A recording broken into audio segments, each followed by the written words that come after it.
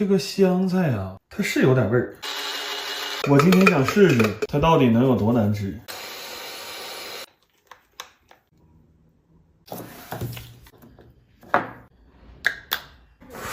抹茶冰淇淋，好浓的香菜味儿，能不能咽下去了？我还行啊，我老公一口不吃。你手里那根是啥呀？也是香菜的。你拿来，我给我老公带过去。他不吃香菜的吗？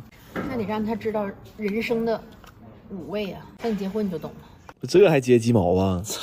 实在不知道吃啥了，问我弟，他抠半天脚说要不整碗麻辣烫吧。哎，你说他就从来不吃那个老爷们吃的东西，这玩意儿不应该是两个小姑娘胳膊挎胳膊唠一道八卦吃的玩意儿吗？这俩姑娘上厕所都一起去，你信不信？完了，我弟还说要吃老式的。你说他他妈才多大，他吃老式的？问题我他妈也没多大，我不知道啥是老式的呀。那我还能上我太爷坟头问问去啊？我吃不了这磨磨唧唧的玩意儿，我整点猛男吃的东西。牛仔骨、煎鸡排，还有20来块钱买了一块假鳕鱼。我告诉你，不管多好个老娘们约我出去，我都必须得吃点肉。但我也没说不给你吃菜。这个蒜蓉金针菇我几乎是必做，因为我希望明天的你能通过点什么东西想起昨天的我。但你要说你消化不好，后天才能想起来，我也没啥意见。这个蒜香黄油馒头片，你想象它有多香，它就是你想象的100倍那么香。到最后我还是调出了老式麻辣烫的那个酱料，但我感觉他家厨房这个环境不太老式。我准备拿镐把给他家厨房锤成校门口的小车库。来吧，吃香香了，煎假血、香鸡。黑仔、蒜针、老麻、蒜黄鳗，哎，这一顿吃的比你在半地下室吃个麻辣烫配个炸肠、炸串、烧饼的啥的强点吧？那一锅让他吃去吧，我不吃老娘们吃的东西，我就吃肉。哎呀妈呀！哎呀妈呀！哎呀妈呀！哎呀妈呀！哎呀妈呀！哎呀妈呀！哎呦我的妈呀！这饭吃的有东西啊！这饭那啥，这不假期最后一天了吗？你这么大个事儿，咱家人能不找油子聚一下子吗？再一个天也凉了，你瞅我撒小料的手，他妈嘚瑟跟食堂阿姨似的。我寻思吃完这顿，我今年就封锅了。来吧，吃香香吧，普通东北家庭随便对付一口。我宣布，庆假期最后一天，继狗送家的铁锅封锅仪式正式开始。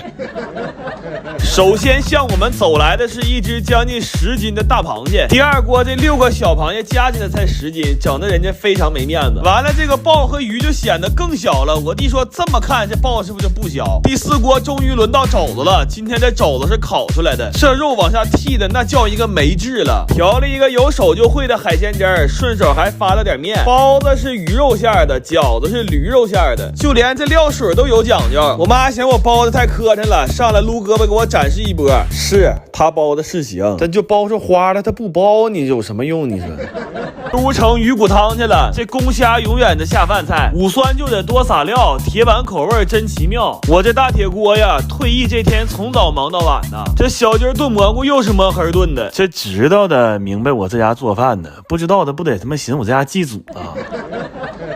行了，再开锅就来年开春了，就这天气，想看铁锅炖的赶紧上我晴姨那儿。明天我回我奶奶了，我奶奶说想我了。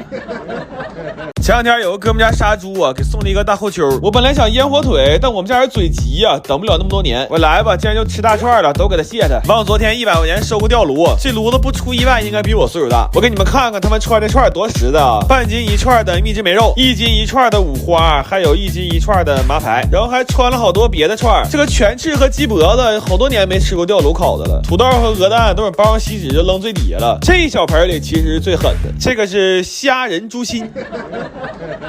这一锅串呀，中间打开炉子翻面的时候，那香味我就已经受不了了。我一点不撒谎，我当时都想舔地下这油了。我们吧不会烤馕，我就买了几张发面饼。这饼夹串可太带劲了，还吃出点小时候放学在小摊买串那种感觉。我爸说他小时候就站雪堆上这么吃。然后屋里这些等教的吧，就说这温度不行，烤的太慢了。粉慢确实是慢点，但也有点人为因素。那你说我们仨在这看着炉子，那串熟的快的，我们还能眼睁睁看它烤糊了吗？那先吃点不也是属于没办法的事吗？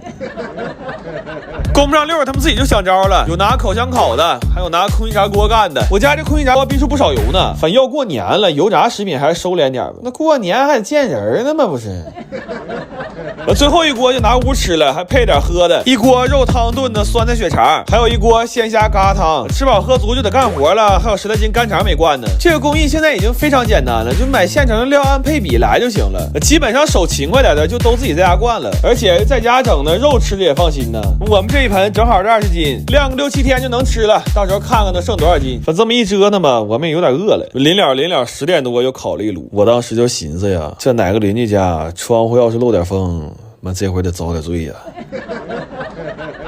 夏天到了，又可以放肆的吃小龙虾了。但每年吃的小龙虾口味都差不多，今年想研究个新吃法。今年趁便宜买了60斤，想看看取肉汆丸子能不能好吃。但是过程实在是太不顺利了。刚要接水刷虾的时候，我弟一不小心把盆踢倒了，我当时都懵了。我从来也没想过买好的虾居然要重新在家抓一遍，抓了2个小时，我心终于能消停干活了。结果又有新的意外发生了。刷虾的时候，我那个水管就没拿住，我碰巧呲了这么一下。谁寻思这一下给大伙呲燃了，虾都不刷了，变成水上乐园了。等几个老嫂子洗完澡再出来的时候，就变成这个造型了。那天换号播，就是因为这会儿他们被认定为擦边女主播。